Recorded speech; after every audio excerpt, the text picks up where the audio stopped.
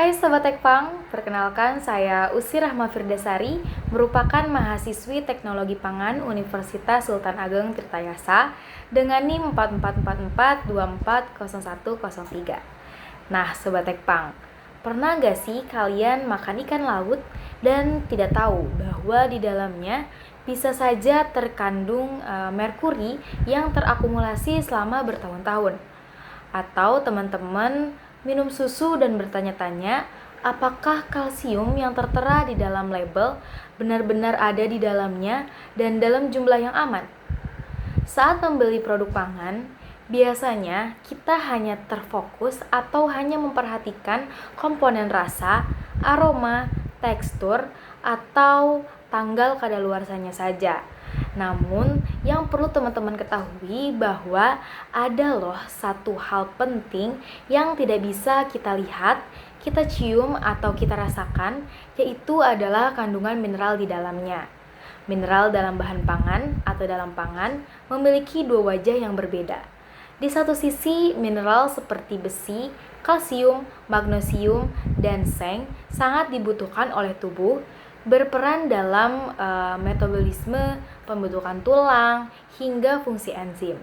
Tetapi di sisi lain, terdapat mineral toksik seperti timbal, kadmium, dan merkuri yang justru berbahaya jika kadarnya melampaui batas aman. Nah, permasalahannya di sini, kandungan mineral ini tidak bisa dianalisis hanya dengan pengamatan biasa seperti kita mengamati rasa, aroma, atau tekstur. Dibutuhkan metode yang sensitif, selektif, dan akurat. Salah satunya adalah dengan Atomic Absorption Spectrophotometer atau yang lebih dikenal dengan AAS. Nah, pada kesempatan ini kita akan membahas bersama bagaimana prinsip kerja dari AAS, apa saja komponennya, bagaimana tahapan analisisnya, dan mengapa metode ini penting dalam industri pangan modern. Nah, lanjut kita ke prinsip dasar alat AAS. Secara teknis, AAS bekerja dengan cara mengatomisasi sampel, mengubahnya menjadi atom-atom bebas melalui proses pemanasan menggunakan nyala api atau graphite furnace. Atom-atom bebas inilah yang kemudian menyerap cahaya dengan panjang gelombang spesifik yang dipancarkan oleh alat. Nah, hubungannya sederhana, namun juga kuat, di mana semakin tinggi konsentrasi mineral dalam sampel, semakin besar pula cahaya yang akan diserap. Dari sinilah kadar mineral dapat ditentukan secara kuantitatif. Nah, lanjut kita ke komponen alat AAS. Nah, mari kita bayangkan perjalanan seberkas cahaya di dalam alat AAS, karena cara terbaik memahami komponen alat ini adalah mengikuti perjalanan cahaya dari awal hingga akhir. Perjalanan dimulai dari lampu katoda berongga atau hollow cathode lamp, sumber cahaya yang bersifat sangat spesifik untuk satu unsur mineral tertentu. Ingin menganalisis besi, gunakan lampu untuk besi.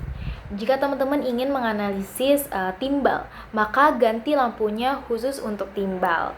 Nah, kemudian cahaya akan memasuki zona atomizer, yaitu komponen yang mengubah sampel cair menjadi atom-atom bebas melalui pemanasan ekstrim.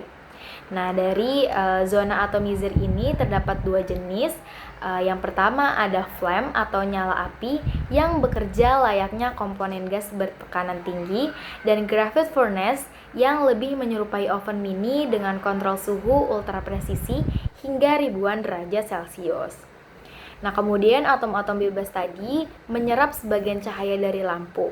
Cahaya yang tersisa kemudian diteruskan menuju monokrometer, komponen yang bertugas menyaring dan memilih hanya panjang gelombang tertentu yang relevan untuk membuang cahaya tersebut yang lainnya gitu. Kemudian yang terakhir, cahaya kemudian tersaring masuk ke dalam detektor yang mengukur dengan presisi seberapa banyak cahaya yang diserap, dan inilah yang akhirnya diterjemahkan menjadi nilai absorbansi dari kadar mineral. Kemudian kita masuk ke tahapan analisis.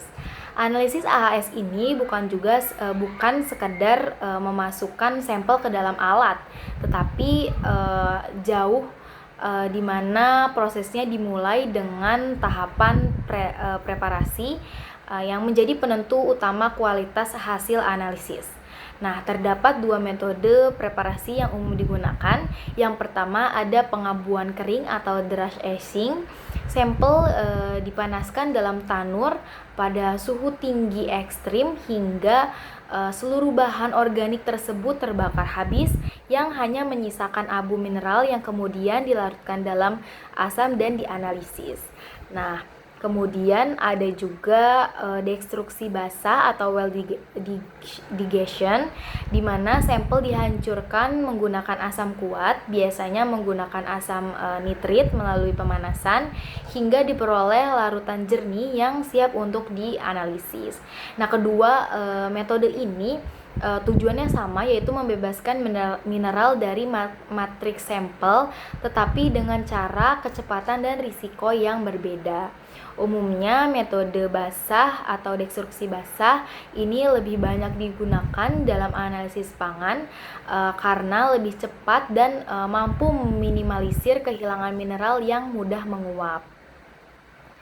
Nah, setelah pemanasan selesai, larutan sampel disaring untuk memisahkan sampel yang tidak larut, sehingga diperoleh larutan yang homogen yang kemudian dimasukkan ke dalam alat AHS, diatomisasi, dan nilai absorbansinya diukur. Namun nilai absorbansi ini tidak langsung menunjukkan kadar mineral, namun nilai tersebut perlu dibandingkan dengan kurva kalibrasi yang dibuat dari larutan standar dengan konsentrasi yang telah diketahui, barulah kadar mineral tersebut dapat dihitung. Nah, aplikasi dalam bahan pangan atau dalam pangan sendiri, AHS digunakan untuk dua tujuan yang berbeda, yaitu yang pertama untuk menganalisis mineral esensial yang bermanfaat dan mendeteksi cemaran mineral toksik yang berbahaya. Untuk mineral esensial, AHS dapat menentukan kadar besi pada tepung fortifikasi, untuk menentukan kadar kalsium pada produk susu dan turunannya, kemudian juga kadar seng pada berbagai produk pangan. Kemudian juga analisis ini penting karena berkaitan langsung dengan klaim gizi yang tertera pada label produk. Kemudian di sisi lain, AHS juga menjadi alat deteksi cemaran mineral toksik pada pangan. Contohnya, timbal dapat ditemukan pada sayuran yang ditanam di tanah tercemar. Kemudian merkuri terakumulasi dalam ikan laut, terutama pada ikan-ikan predator berukuran besar. Kemudian juga kadmium yang ditemukan pada beras dari lahan yang terkontaminasi. Nah, alat AHS ini memiliki kelebihan dan juga keterbatasan nih teman-teman.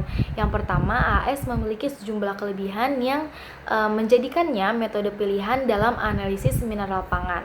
Yang pertama adalah sensitivitasnya yang tinggi karena mampu mendeteksi konsentrasi mineral dalam kisaran yang kecil gitu, yang kecil, sehingga selektivitasnya baik berkat prinsip panjang gelombang yang juga spesifik untuk unsur per unsur, serta akurasi yang terbukti handal dalam aplikasi industri pangan. Namun, alat AHS ini juga memiliki keterbatasan yang perlu juga kita pahami, teman-teman. Yang pertama, AHS ini umumnya hanya dapat menganalisis satu unsur dalam satu waktu, sehingga jika teman-teman ingin menganalisis 10 mineral sekaligus atau 5 mineral sekaligus, diperlukan 10 kali pengukuran atau 5 kali pengukuran. Nah, hal ini yang membuatnya menjadi kurang efisien dibandingkan dengan metode lain yang mungkin bisa untuk sekaligus menganalisis puluhan unsur. Nah, selain itu juga dalam tahapan AHS ini perlu proses preparasi sampel yang panjang, sehingga membuka peluang kesalahan dalam analisis, dan juga biaya operasional yang cukup tinggi seringkali menjadi pertimbangan bagi yang menganalisis menggunakan metode ini. Nah, kita kembali nih teman-teman ke pertanyaan awal, di mana apakah ikan yang kalian makan, kamu makan aman dari merkuri, ataukah susu yang kamu konsumsi benar-benar mengandung kalsium sesuai label? Nah, jawaban dari pertanyaan-pertanyaan tersebut yang melatar belakangi adanya AS di analisis pangan di industri pangan. Nah, sekian dari saya. Wassalamualaikum warahmatullahi wabarakatuh.